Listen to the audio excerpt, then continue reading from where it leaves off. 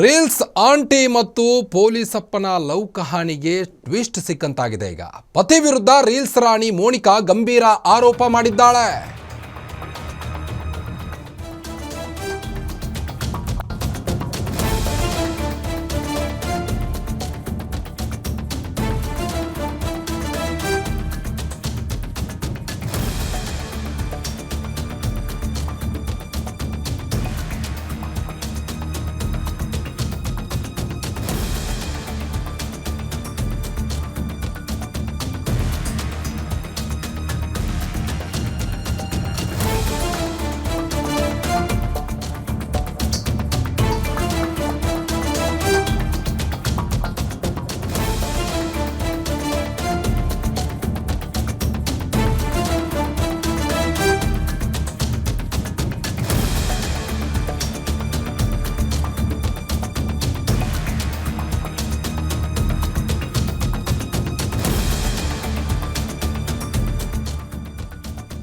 ವಿವಾಹಿತ ಮಹಿಳೆಯೊಂದಿಗೆ ಪೊಲೀಸಪ್ಪನ lovey dovey ಕೇಸ್ಗೆ ಈಗ big twist ಸಿಕ್ಕಂತಾಗಿದೆ.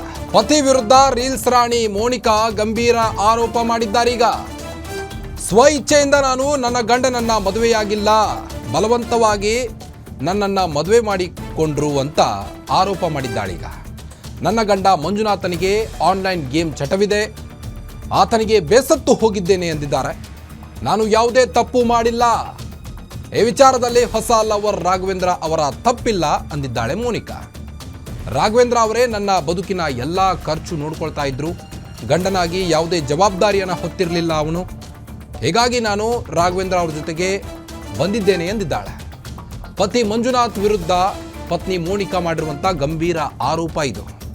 ನನ್ನ ಬಳಿ 3 ಸೈಟ್ಗಳಿವೆ, ಅವುಗಳನ್ನು ಪಡೆಯಲು ನಾಟಕ ಮಾಡಿದ್ದ, ನನ್ನ ಮಗನಿಗೆ ಏನಾದರೂ ಆದರೆ ನನ್ನ ಗಂಡನೇ ಕಾರಣ ಅಂತ ಗಂಭೀರ ಆರೋಪ ಮಾಡಿದ್ದಾಳೀಗ ಮಹಿಳೆ. ನನಗೆ ಡಿವೋರ್ಸ್ ಕೊಡಿ ಎಂದಿದ್ದಕ್ಕೆ 25 ಲಕ್ಷ ಕೇಳ್ತಿದ್ದಾನೆ. ಪೊಲೀಸಪ್ಪನ ರೀಲ್ಸ್ಗೆ ಫಿದಾ ಆಗಿ ಮಹಿಳೆ ರಾತ್ರೋರಾತ್ರಿ ಎಸ್ಕೇಪ್ ಆದಂಥ ಕೇಸ್ ಇದು. ಈಗ ಟ್ವಿಸ್ಟ್ ಸಿಕ್ಕಂತಾಗಿದೆ ಈ ಒಂದು ಕೇಸ್ಗೆ.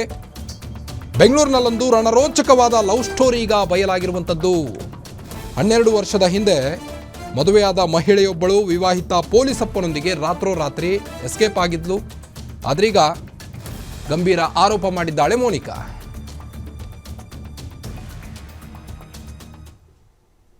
ಇವನೇ ನಾನು ಸತ್ಯವಾಗಿ ಸಾಚವಾಗಿ ಇವನು ಮದುವೆ ಆಗಿಲ್ಲ.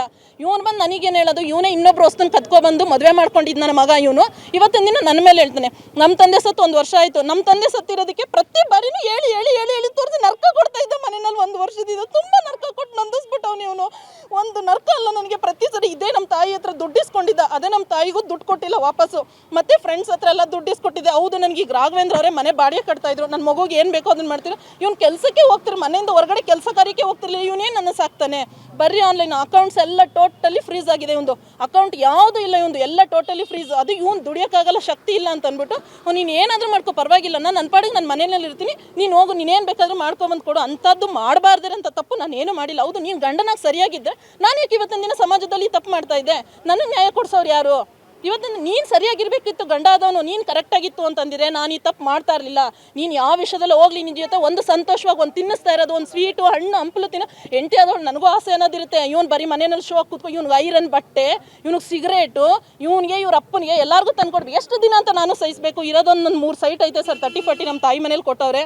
ಆ ಸೈಟಿಗೋಸ್ಕರ ಇವನು ಸೈನ್ ಹಾಕು ಅಂತ ಅಂದ್ಬಿಟ್ಟು ನಾನು ಬರೋ ದಿನನೂ ಕೈಯೆಲ್ಲ ರಕ್ತ ಎಪ್ಪುಗಟ್ಟಂಗೆ ಇವನು ಫ್ರೆಂಡ್ ಆದ ಪ್ರಜ್ವಲ್ ಮತ್ತು ನಾಗೇಂದ್ರ ಅವರು ಫುಲ್ಲು ಕುಡ್ದಿದ್ರು ಸರ್. ಇದೇ ಚಂದ್ರ ಲೇಔಟ್ ಮುಂದೆ ಇವ್ರ ಫ್ರೆಂಡ್ ನಾಗೇಂದ್ರ ಅವರು ಫುಲ್ಲು ಕುಡಿದ್ಬಿಟ್ಟು ಬಂದು ನನ್ನ ನಿಲ್ಲಿಸಿ ಅಟ್ಯಾಕ್ ಮಾಡಿ, ನಿಲ್ಲಿಸಿ ನನ್ನ ನಂಬರ್ ಕೊಡು ಅಂತ ಅಂದ್ಬಿಟ್ಟು ಅಟ್ಯಾಕ್ ಮಾಡಿದ್ದು ಅವರು. ಇವನೇ ನಾನು ಸತ್ಯವಾಗಿ ಸಾಚವಾಗಿ ಇವನು ಮದುವೆ ಆಗಿಲ್ಲ. ಇವನು ಬಂದು ನನಗೇನು ಹೇಳೋದು, ಇವನೇ ಇನ್ನೊಬ್ರು ಹೊಸ್ತನ್ನು ಕತ್ಕೊಬಂದು ಮದುವೆ ಮಾಡ್ಕೊಂಡಿದ್ದು ನನ್ನ ಮಗ. ಇವನು ಇವತ್ತಿನ ದಿನ ನನ್ನ ಮೇಲೆ ಹೇಳ್ತಾನೆ, ನಮ್ಮ ತಂದೆ ಸತ್ತು 1 ವರ್ಷ ಆಯಿತು, ನಮ್ಮ ತಂದೆ ಸತ್ತಿರೋದಕ್ಕೆ ಪ್ರತಿ ಬಾರಿನೂ ಹೇಳಿ ಹೇಳಿ ಹೇಳಿ ಹೇಳಿ ತೋರಿಸಿ ನರ್ಕ ಕೊಡ್ತಾ ಇದ್ದ ಮನೆಯಲ್ಲಿ. 1 ವರ್ಷದಿಂದ ತುಂಬ ನರ್ಕ.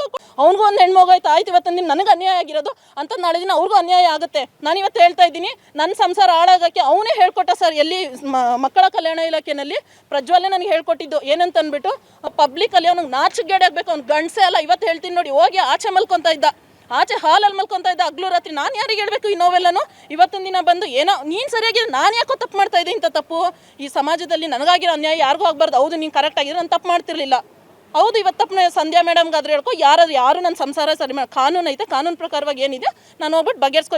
ಅವ್ನಿಗೂ ಒಂದು ಹೆಣ್ಣು ಮಗು ಆಯ್ತು, ಇವತ್ತಿನ ದಿನ ನನಗೆ ಅನ್ಯಾಯ ಆಗಿರೋದು ಅಂತ ನಾಳೆ ದಿನ ಅವ್ರಿಗೂ ಅನ್ಯಾಯ ಆಗುತ್ತೆ. ನಾನು ಇವತ್ತು ಹೇಳ್ತಾ ಇದ್ದೀನಿ, ನನ್ನ ಸಂಸಾರ ಹಾಳಾಗೋಕ್ಕೆ ಅವನೇ ಹೇಳ್ಕೊಟ್ಟ ಸರ್. ಎಲ್ಲಿ ಮಕ್ಕಳ ಕಲ್ಯಾಣ ಇಲಾಖೆಯಲ್ಲಿ ಪ್ರಜ್ವಲ್ಲೇ ನನಗೆ ಹೇಳ್ಕೊಟ್ಟಿದ್ದು ಏನಂತ ಅಂದ್ಬಿಟ್ಟು ಪಬ್ಲಿಕಲ್ಲಿ ಅವ್ನಿಗೆ ನಾಚಿಕೆಗೇಡಿ ಆಗಬೇಕು.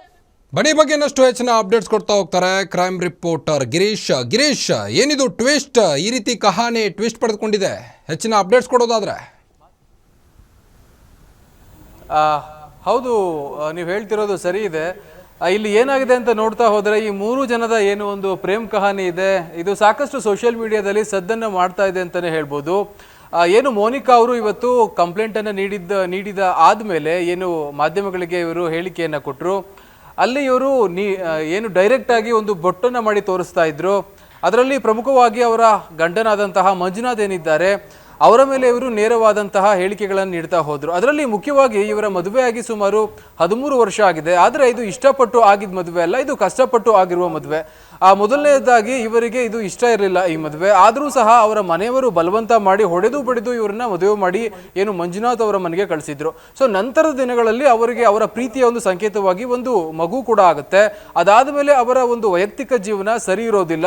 ಯಾವಾಗಲೂ ಮಂಜುನಾಥ್ ಏನಿದ್ದಾರೆ ಅವರು ಆನ್ಲೈನ್ ಗೇಮ್ನ ಚಟಕ್ಕೆ ಬಿದ್ದಿದ್ರು. ಮದ್ಯಪಾನ ಹಾಗೂ ಧೂಮಪಾನವನ್ನ ತುಂಬಾ ಒಂದು ಹೆಚ್ಚಿನ ರೀತಿಯಲ್ಲೇ ಮಾಡ್ತಾ ಇದ್ರು. ಯಾವುದೇ ರೀತಿಯ ಕೆಲಸಕ್ಕೆ ಹೋಗ್ತಿರೋದಿಲ್ಲ. ಅದಾದ ನಂತರದಲ್ಲಿ ಹಣಕ್ಕೆ ಯಾವಾಗಲೂ ಇವರ ಹೆಂಡತಿಯಾದ ಮೋನಿಕಾ ಅವ್ರ ಹತ್ರ ಇವರು ಕೈ ಚಾಚ್ತಾ ಇರ್ತಾರೆ. ಇದಾದ ನಂತರ ಏನು ಕೆಲ ದಿನಗಳ ಹಿಂದೆ ಅಂದ್ರೆ ಕೆಲ ತಿಂಗಳುಗಳ ಹಿಂದೆ ಕಾನ್ಸ್ಟೇಬಲ್ ಅಥವಾ ಏನು ಸಾರಥಿ ಪೊಲೀಸ್ ವ್ಯಾನ್ ಇದೆ ಅದರಲ್ಲಿ ಡ್ರೈವರ್ ಆಗಿ ಕರ್ತವ್ಯವನ್ನು ನಿರ್ವಹಿಸ್ತಾ ಇರುವ ಏನು ರಾಘವೇಂದ್ರ ಎಂಬುವರ ಪರಿಚಯ ಇನ್ಸ್ಟಾಗ್ರಾಮ್ನ ಮೂಲಕ ಆಗುತ್ತೆ. ನಂತರದಲ್ಲಿ ಸ್ವಲ್ಪ ಸಲಿಗೆ ಪ್ರೀತಿಯೇ ಒಂದು ರೀತಿಯನ್ನು ತಗೊಳುತ್ತೆ. ಅದಾದ ನಂತರದಲ್ಲಿ ಅವರು ಒಟ್ಟಿಗೆ ಇರುವುದನ್ನು ಏನು ಅಭ್ಯಾಸ ಮಾಡ್ಕೊಂಡಿರ್ತಾರೆ.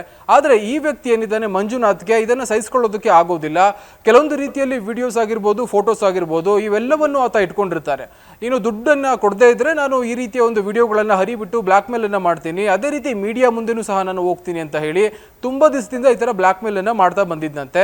ಅದೇ ರೀತಿಯಲ್ಲಿ ಏನು ಸುನಿಲ್ ಅಂತ ಇದ್ದಾರೆ, ಇವರ ಮೋನಿಕಾ ಅವರ ಅಣ್ಣ ಆಗಿರ್ಬೋದು ಅಥವಾ ಅವರ ತಾಯಿ ಆಗಿರ್ಬೋದು, ಇವರಿಗೆ ಈ ಒಂದು ವಿಡಿಯೋಗಳನ್ನ ಕಳಿಸಿ ನಾನು ಹೆದರಿಸ್ತೀನಿ, ನೀನು ಹಣವನ್ನ ಕೊಡ್ಲೇಬೇಕು ಅಂತ ಹೇಳಿ ಹೆಂಡತಿಗೆ ಈತ ಬ್ಲ್ಯಾಕ್ ಮೇಲ್ ಅನ್ನ ಮಾಡ್ತಾ ಇದ್ದ. ಸೊ ಈ ಒಂದು ಘಟನೆಗಳು ಆದ ನಂತರದಲ್ಲಿ ಮಧ್ಯರಾತ್ರಿ ಅವರು ಮನೆ ಬಿಟ್ಟು ಈಚೆ ಕಡೆ ಬಂದಿರ್ತಾರೆ ಮೋನಿಕಾ ಅವರು. ಆ ನಂತರದಲ್ಲಿ ಏನು ಸಾರಥಿ ವ್ಯಾನ್ ನಲ್ಲಿ ಡ್ರೈವಿಂಗ್ ಕೆಲಸವನ್ನ ಮಾಡ್ತಾ ಇದ್ದಾರೆ. ರಾಘವೇಂದ್ರ ಅವರಿಗೆ ಕರೆಯನ್ನ ಮಾಡಿ ಹೇಳ್ತಾರೆ ವಿಚಾರವನ್ನ. ಆ ಒಂದು ಹಂತದಲ್ಲಿ ಏನು ರಾಘವೇಂದ್ರ ಅವರಿದ್ದಾರೆ ಅವರನ್ನು ಬಾಡಿಗೆ ಮನೆಗೆ ಶಿಫ್ಟ್ ಮಾಡೋದ್ರಿಂದ ಹಿಡಿದು ಅವರಿಗೆ ಫೈನಾನ್ಷಿಯಲ್ ಆಗಿ ಸಹಾಯ ಏನೇನು ಬೇಕು ಎಲ್ಲವನ್ನು ಸಹ ಮಾಡ್ತಾರೆ. ಹೀಗಾಗಿ ಅವರ ಒಂದು ಸಲಿಗೆ ಹೆಚ್ಚಿನ ಮಟ್ಟದಲ್ಲಿತ್ತು. ಆದರೆ ಕ್ರಮೇಣ ದಿನ ಕಳೆದಂತೆ ಇದು ಈ ರೀತಿಯಾಗಿ ಅಂದರೆ ಮಾಧ್ಯಮಗಳ ಮುಂದೆ ಬಂದು ನಿಂತಿದೆ. ಒಟ್ಟಾರೆ ಏನು ಕೊನೆಯದಾಗಿ ಹೇಳಿದ ಮಾತಿಷ್ಟೇ, ಏನು ಮೋನಿಕಾ ಅವರು ಹೇಳಿದ್ದು, ನಾನು ಡೈವರ್ಸ್ ಅನ್ನು ಅಪ್ಲೈ ಮಾಡಿದ್ದೀನಿ, ಆದರೆ ಈ ವ್ಯಕ್ತಿ ನನ್ನ ಗಂಡ 25 ಲಕ್ಷವನ್ನು ಕೊಟ್ಟು ಡೈವರ್ಸ್ ಅನ್ನು ಕೊಡ್ತೀನಿ ಅಂತ ಹೇಳ್ತಾ ಇದ್ದಾರೆ. ಆದರೆ ನಾನು ಯಾವುದೇ ರೀತಿ ಅಮೌಂಟ್ ಅನ್ನು ಕೊಡೋದಿಲ್ಲ, ಡೈವರ್ಸ್ಗೆ ಏನು ಬೇಕೋ ಯಾವ ರೀತಿ ಕಾನೂನಿನಲ್ಲಿ ಕ್ರಮ ಇದೆಯೋ ಆ ರೀತಿ ಹೋಗಿ ಡೈವರ್ಸ್ ಅನ್ನು ಪಡ್ಕೋತೀನಿ ಅಂತ ಹೇಳ್ತಾ ಇದ್ದಾರೆ ಪ್ರಭು.